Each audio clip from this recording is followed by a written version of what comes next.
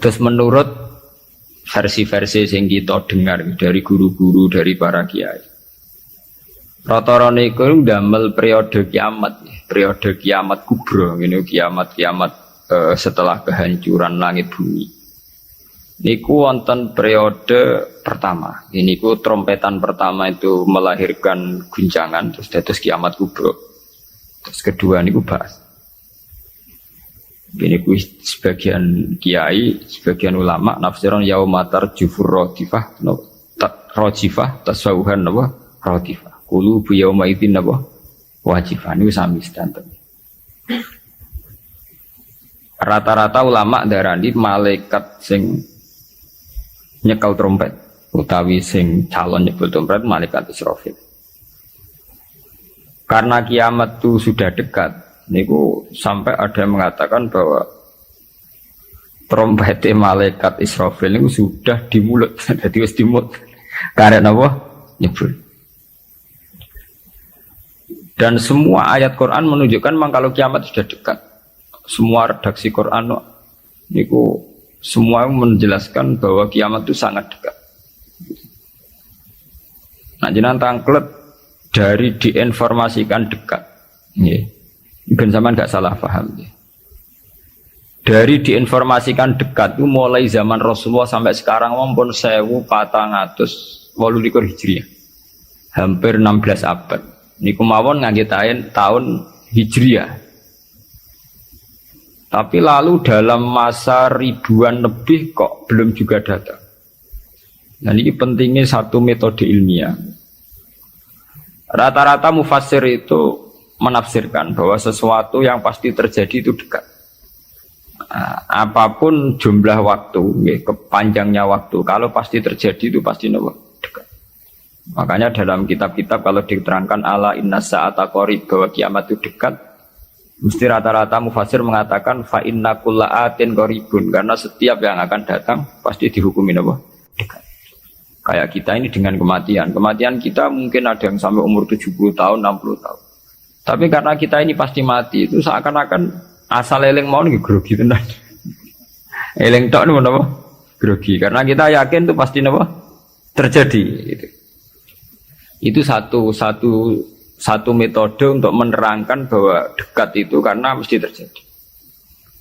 Metode kedua niku berbanding dengan umur dunia.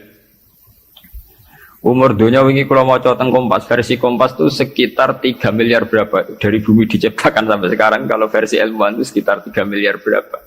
Nggih to nggih, dinosaurus mawon sekian ratus juta. Artinya kalau betul dengan hitung-hitungan itu misalnya kiamat itu 1 miliar lagi ya dekat, karena berbanding dengan masa lalu yang pun lebih 3 miliar gitu kan. Nah, kalau setuju metode ketiga.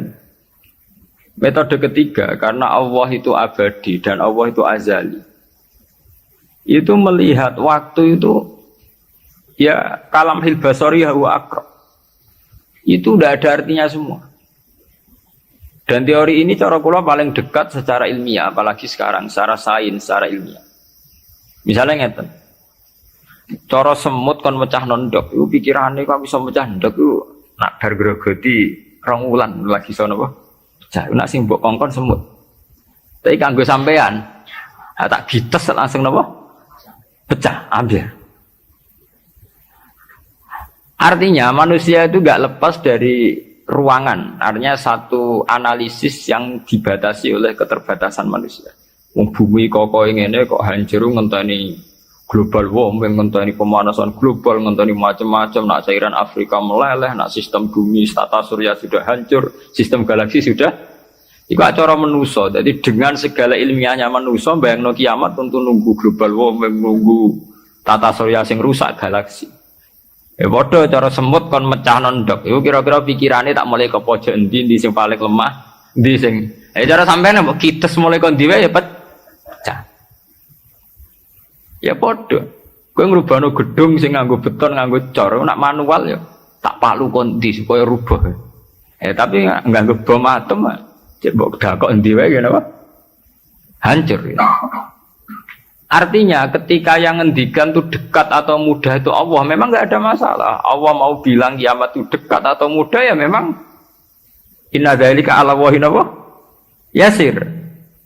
Makanya Allah itu sering berkali-kali kalau cerita kiamat, cerita hal mukhal mesti ditutup inna dzalika 'ala Allahi yasir. Wa kana dzalika 'ala Allahi yasir. Itu mudah bagi Allah, itu mudah bagi Allah. Ya karena bagi Allah ya tidak mudah, bagi selain Allah tentu tidak mudah. Lah anak ngono kan pun kelepan ya memang enggak masalah kan. Allah cerita parek cek gampang urus-urusane pangeran kita ora usah melok meh.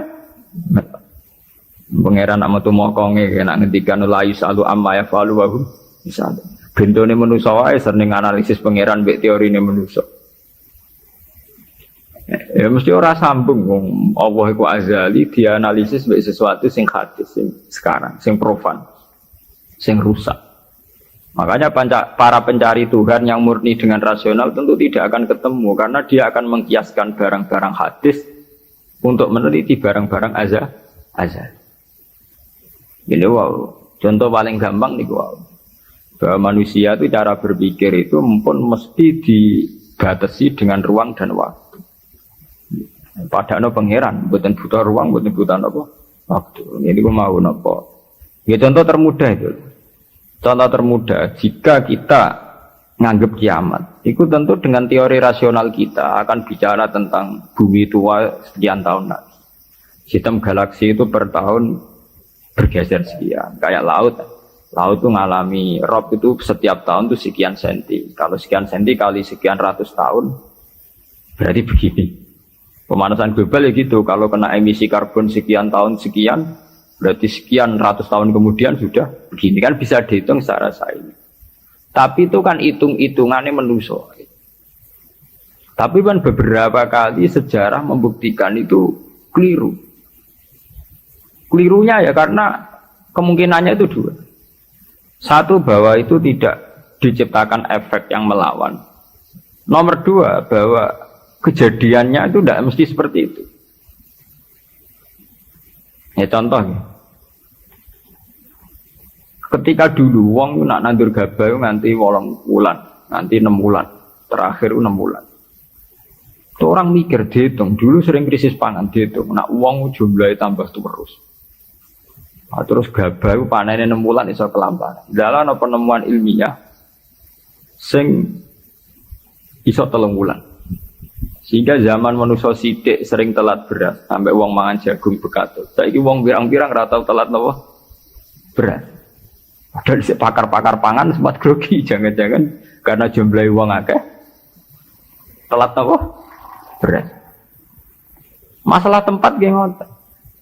Wong jumlahe akeh tanah ra tambah sampeyan do manggon. Tapi manusia lewat modernnya itu iso nggawe omah tingkat omah susun. Uang modern ono sing diwajah lah memanggon pemaras pemanggon. Artinya manusia dengan segala kekhawatiran terhadap fenomena alam yang mesti terjadi juga banyak manusia yang mengantisipasi itu lewat penemuan ilmiah juga. Itu ya rawan klop itu, rawan apa? Klop. Artinya semua teorinya manusia itu mau berbicara tentang sebab akibat dan itu bisa diantisipasi terus. Bisa diantisipasi terus. Ya, mulane istilah Quran nak ngenyak manusa niku walakin aksarahum la ya'lamun ya'lamuna dhahiran minal hayatid dunya. Paling banter manusa iku mau ya'lamuna dhahiran minal hayatid dunya. Yang diketahui itu hanya kulitnya saja, lahirnya saja. Gampangannya dokter meriksa saiki lara pemah mergo mangane ra tertib. Ya kan secara profesional dia pakai standar objektif kalau makannya tidak tertib itu lahir mah. Sekarang ini namanya mah. Tapi bagi keluarga itu mungkin tertib piye, tertib butuh ekonomi tertib, penghasilan tertib kan. Tentu itu nggak dianggap masalah mah, masalah ekonomi. Orang dianggap masalah mah, tapi dianggap masalah apa? Ekonomi. Nah nanti bagi yang lain sing ahli saraf, ahli apa itu tidak murni dianggap masalah mah atau masalah telat makan, lebih ke psikologis.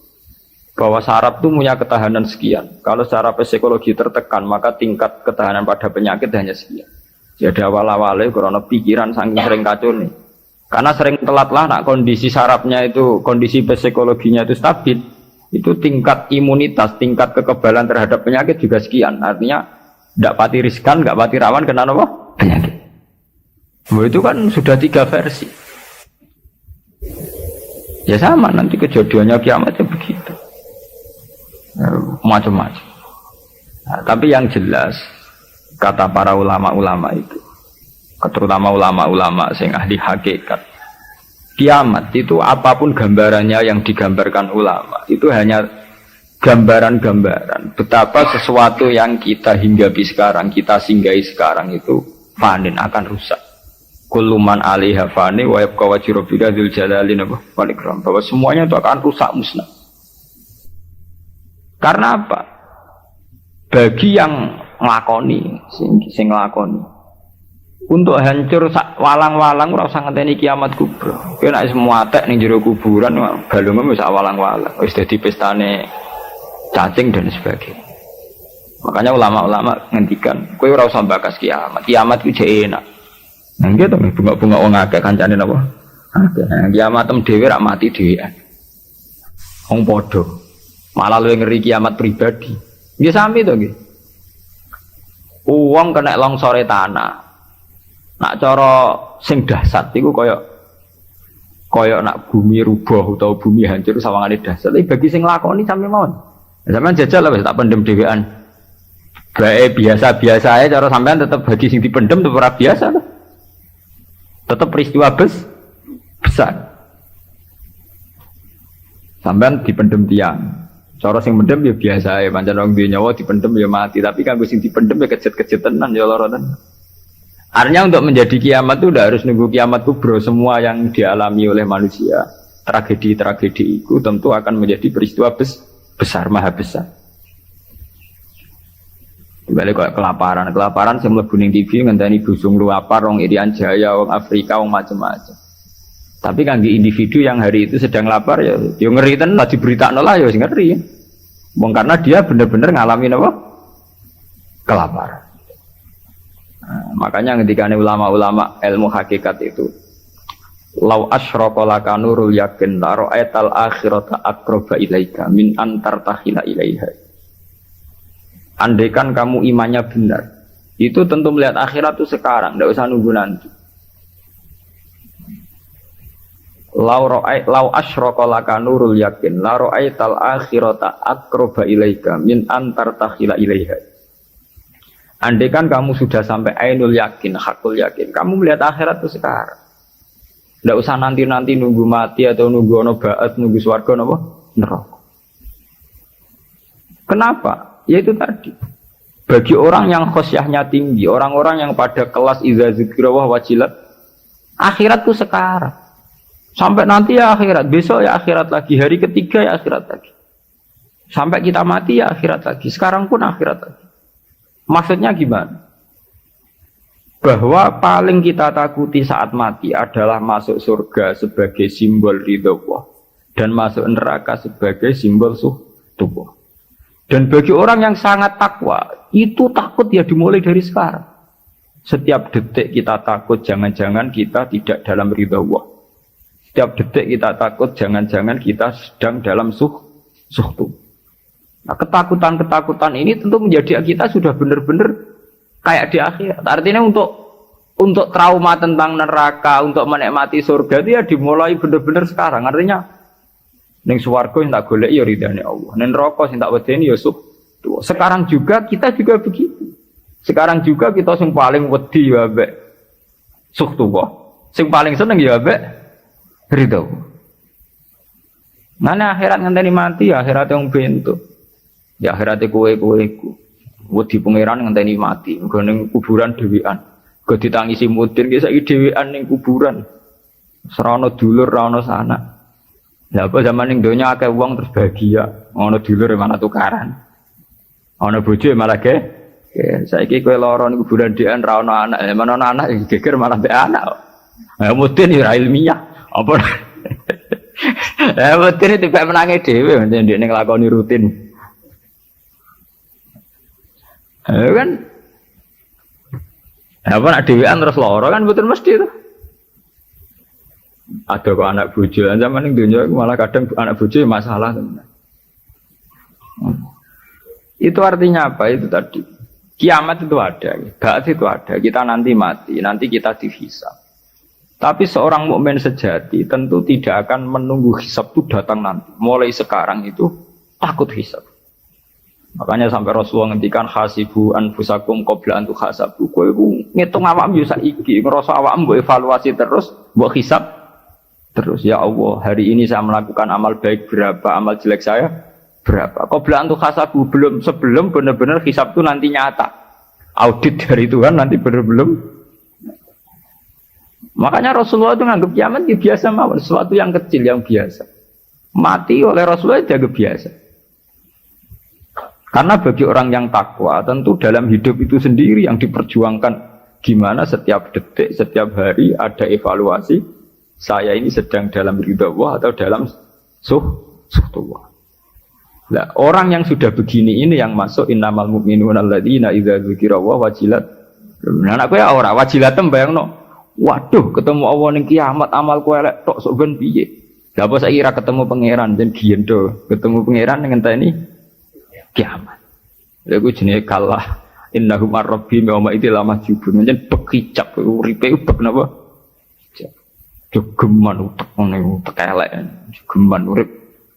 Duh koyo apa menang nang akhirat gak suwangu, mau ketemu pangeran. Wedi ngono ora usah ngenteni esuk mpe. Ya saiki detik ini juga. Paham ya? Nah, sampean taklet.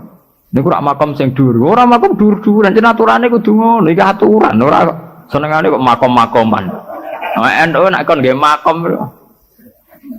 Lho pancen begitu. Standar seorang mukmin, innamal mukminun standare idza dzikirallah wajilat qulubuhum. Ora ana innamal mukminuna sing papan atas terus papan menengah napa? Papan